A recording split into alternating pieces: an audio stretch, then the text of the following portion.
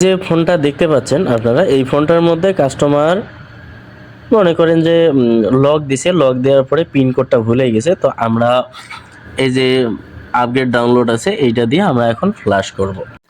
আমাদের firmware file যেটা আছে সেটা ডাউনলোড করা আছে, এই যে দেখতে পাচ্ছেন। এইটাকে ফ্ল্যাশ দিতে হলে এসপিডি আপগ্রেড টুল এটার মাধ্যমে ফ্ল্যাশ দিতে হবে। তো সবকিছু ডাউনলোড করাই আছে। দেন আমরা কি করব, আমরা এসপিডি প্রথমে উইন্ডোজ বাটনে যাব, virus and threat protection off করতে, সেটিং, তারপরে আপডেট অ্যান্ড সিকিউরিটি, তারপরে এদিকে উইন্ডোজ সিকিউরিটি, তারপরে এদিকে ভাইরাস অ্যান্ড থ্রেট প্রোটেকশন। এখানে যাওয়ার পরে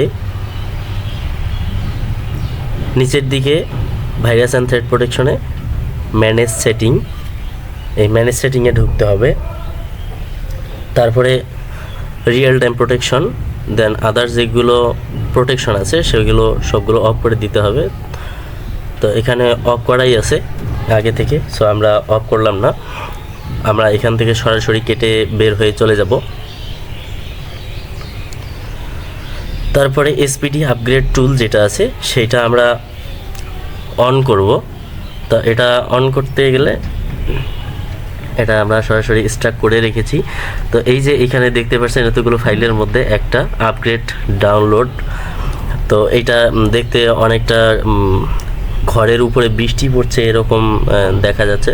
তো এইটাকে আমরা রান অ্যাজ অ্যাডমিনিস্ট্রেটর যদি করি তাও হবে, দেন ডাবল ক্লিক করে যদি অন করি তাও হবে।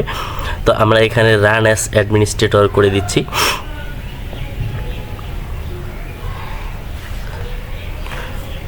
করার পরে একটা পারমিশন চাবে, এই পারমিশনটার জন্য ব্ল্যাক উইন্ডোজ হয়েছিল। তা এইটা দেখতে পাচ্ছেন যে আগের একটা ফাইল লোড করা ছিল সেইটা ইয়েস করতে বলছে। তো আমরা এখান থেকে এটা নো করে দেব, কারণ আমরা আলাদা একটা প্যাক ফাইল ডাউনলোড করব। তো এই যে এইটাই হচ্ছে আপগ্রেড ডাউনলোডার বা এসপিডি টুল। তো এইখানে দুইটা বাটন দেখতে পাচ্ছেন যে কাজ করছে, একটা হচ্ছে লোড প্যাকেট আর একটা হচ্ছে অ্যাবাউট। তো এখানে তার পাশেই দেখতে পাচ্ছেন যে ফাঁকা ঘর দেখা যাচ্ছে, মানে পুরোটাই সবুজ রঙের দেখা যাচ্ছে। তো এখানে কোনো প্রকারের ফাইল নেই। তো আমরা এখন লোড যে প্যাকেট, প্রথম যে সেটিংয়ের আইকনটা আছে, তো আমরা সেই সেটিংয়ের আইকনে চলে যাব। এইখানে যাওয়ার পরে সেখানে যে ডেস্কটপে যে আমাদের আইটেল এবং ফোনের মডেল অনুযায়ী যে ফার্মওয়্যার ফাইল বা ফ্ল্যাশ ফাইলটা আছে আমরা সেইটা এখানে নিয়ে আসবো, সিলেক্ট করে নিয়ে আসবো।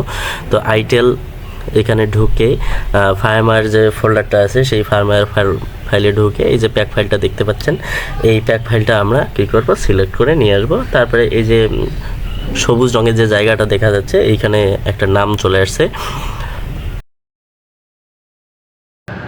তো এই যে আইটেল ফোনটা দেখতে পাচ্ছেন এইখানে লক দেয়া আছে। তো আমরা এইখানে স্টার্ট বাটন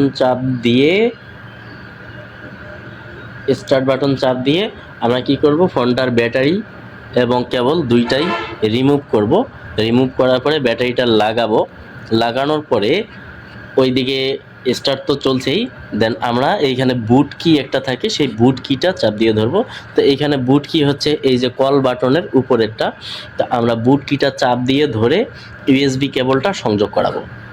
ইউএসবি কেবলটা সংযোগ করানোর সঙ্গে সঙ্গে আমাদের বুট কি যেটা আছে এটা ছেড়ে দেবো। দেওয়ার পরে এই যে দেখতে পাচ্ছেন যে এইখানে কাজ শুরু হয়ে গেছে। এখন আমরা সরাসরি কম্পিউটার স্ক্রিনে চলে যাই। তো ফ্ল্যাশের কাজ শুরু হয়ে গেছে, এই যে দেখতে পাচ্ছেন লোডিং চলছে। তো এই ফ্ল্যাশ এদিকে হতে হতে আপনারা যারা চ্যানেলটি সাবস্ক্রাইব করেননি তারা সাবস্ক্রাইব করেন এবং লাইক কমেন্ট শেয়ার অবশ্যই করবেন, এবং পাশে থাকা বেল আইকনটি চাপ দিয়ে রাখবেন এবং কোনো ভিডিও আপলোড করার সঙ্গে সঙ্গে সর্বপ্রথম যেন আপনার ফোনে নোটিফিকেশন চলে যায়। তো ফ্ল্যাশের কাজ মোটামুটি কমপ্লিট, শেষের দিকে।